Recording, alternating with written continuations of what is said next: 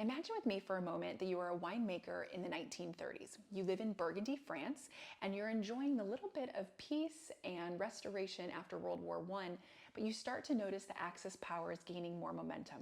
You decide to join the French resistance so that you can fight against Nazi Germany, and the war begins. You're a huge part of the French resistance in your region, and you are protecting the wine growers and coming together as a community to see how you can best protect Burgundy from an impending attack.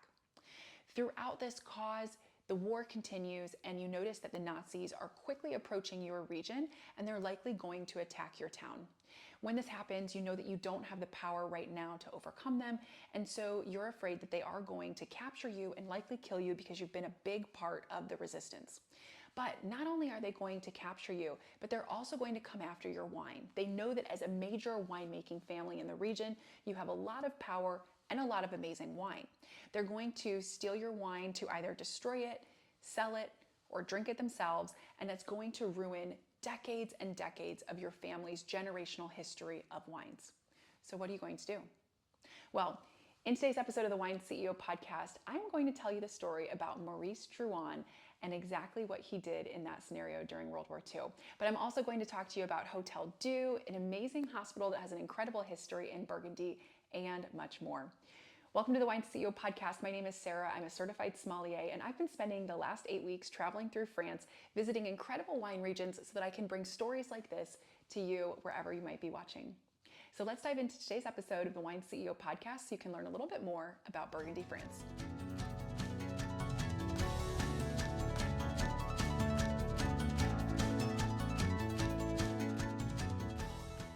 I had the great opportunity to visit Burgundy just a few weeks ago, and let me tell you, if this region is not on your bucket list yet, it needs to be. It is absolutely stunning, and I fell in love with both the wines as well as the region. The people are incredible, and there's so many wonderful things to see. I've done a few episodes already on Burgundy, interviewing winemakers and cellar door managers, as well as doing a quick Burgundy 101 for everything you need to know about this region. I'll link those episodes here so you can definitely check them out. Today's episode is going to be more on some of the top things that I loved seeing in Burgundy, including some really interesting stories that you can't miss if you're going to check out this region. So first up, let's talk about Hospital of Beaune, or Hospices de Beaune, the Beaune Hospital. This is actually one of the oldest hospitals in Europe and the oldest hospital in France. So in 1443, the Chancellor of Burgundy, Nicolas Roland, and his wife Guigon decided to start a charitable hospital. They realized that there was a need to care for the sick and poor in the region, and they wanted to start a private hospital that would fund itself to care for these individuals.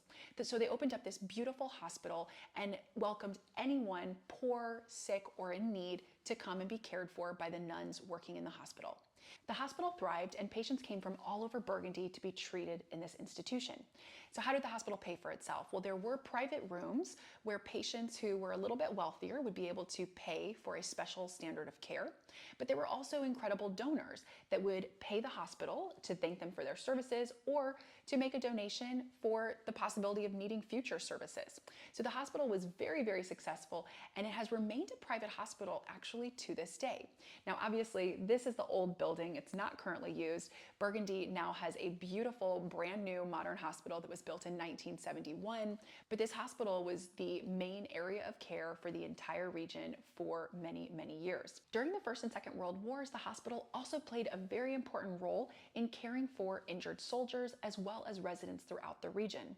The nuns were even known to hide certain individuals that were trying to escape the Nazis during World War II.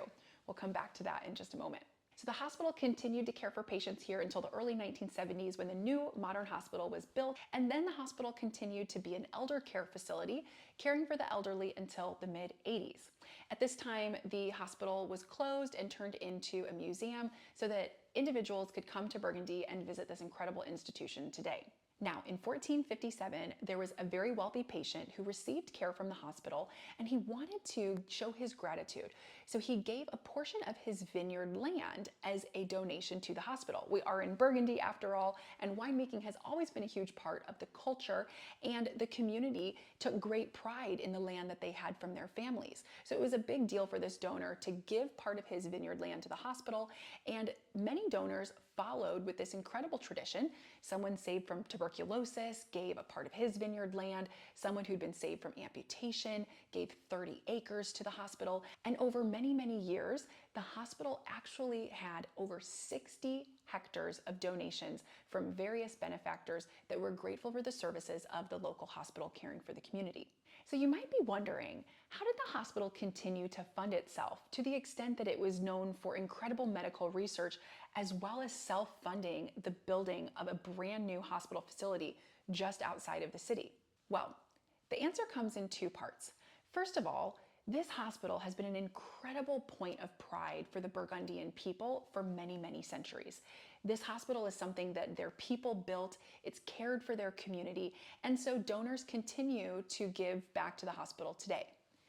But if you remember the 60 hectares of vineyard land that I mentioned a moment ago, the vineyards are actually a winery to this day, owned and operated by the hospital.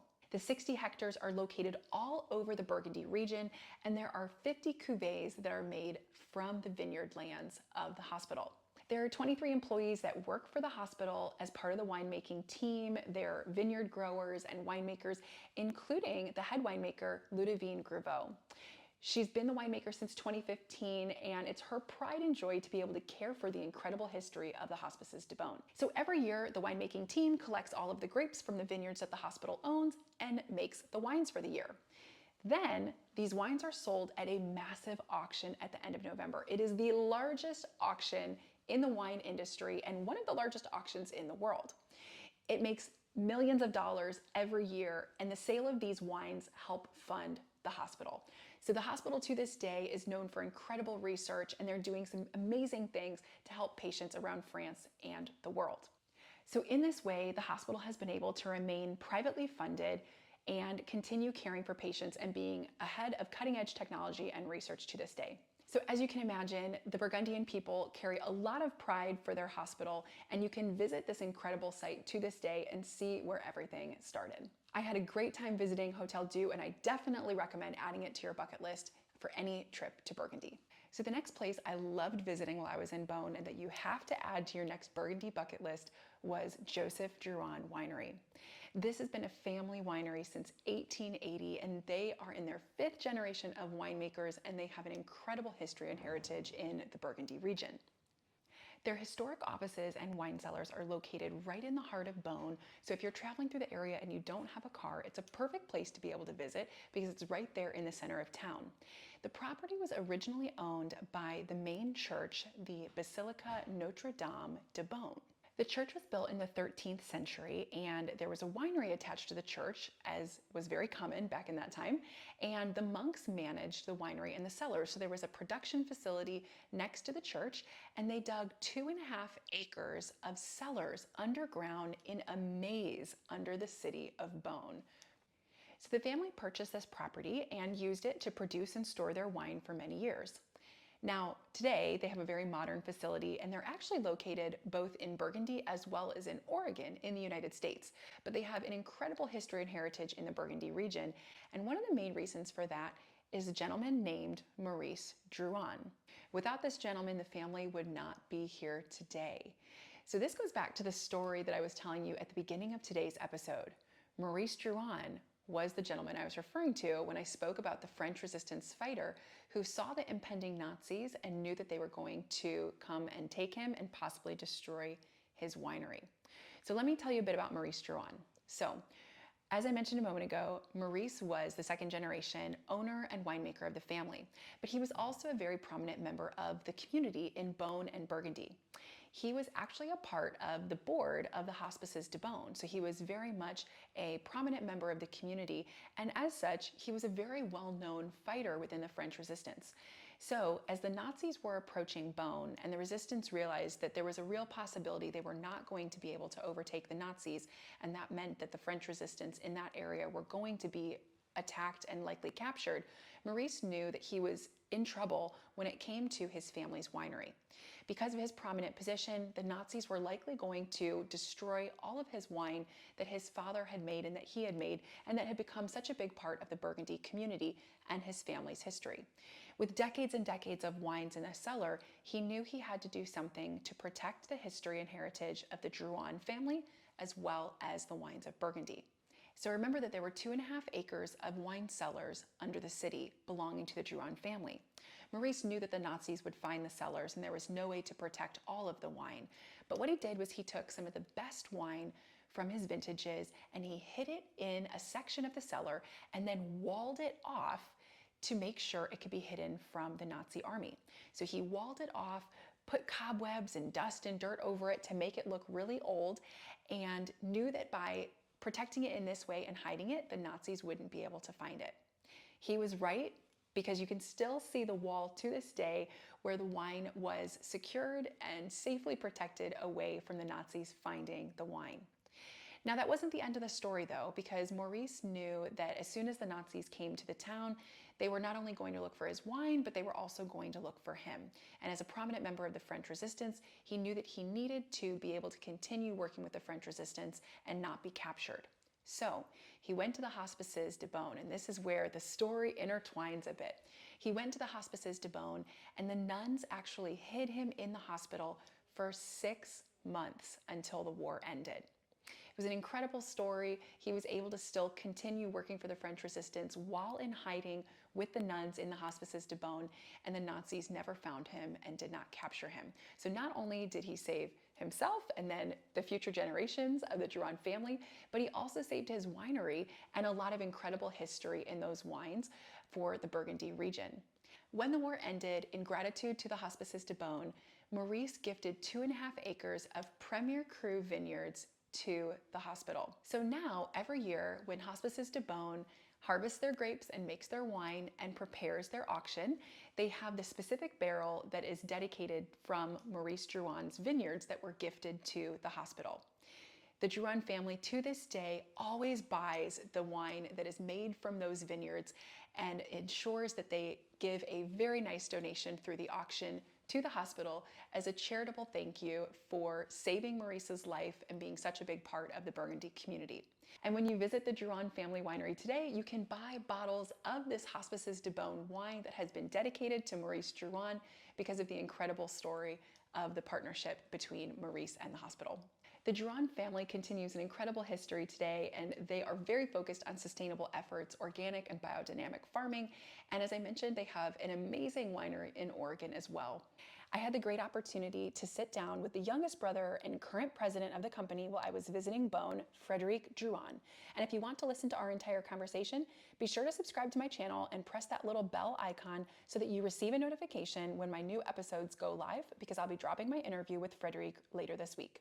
If you're visiting Burgundy, I definitely recommend scheduling a tour and visit at Joseph Drouhin Wineries. The cellars are incredible. You get to walk through the old winemaking facility that the monks used next to the church. You get to go underground into the cellars and walk through the tunnels. You can see the room that Maurice Drouhin walled off during World War II. It's an incredible visit, and then you get to taste the wines in their barrel room in the cellars underground. Absolutely something that cannot be missed. Not only is the tour amazing, but the wines are incredible as well. Highly recommend you add it to your bucket list for your next trip to Burgundy. So these were my top 2 favorite things from Beaune. There's a lot to see in the Burgundy region, but I hope you add these 2 things to your bucket list for your next trip to France. As always, if you enjoyed today's episode, don't forget to like, share, and subscribe. The best way to spread the word about the Wine CEO podcast is for you to tell your family, friends, coworkers, and anyone else about the show. So if you loved today's episode, tell them about it, share it on social media, or send it in a text message so that they can check it out and get free and approachable wine content sent to them every single week. While this is my last week traveling through France, I collected a ton of incredible content over the last 8 weeks, interviews with winemakers, visits to other incredible wine regions. So I hope you follow along as I share all of it with you in the coming weeks. Until next Wednesday, friends, I hope you drink something new and delicious, and I will catch you all in the next episode of the Wine CEO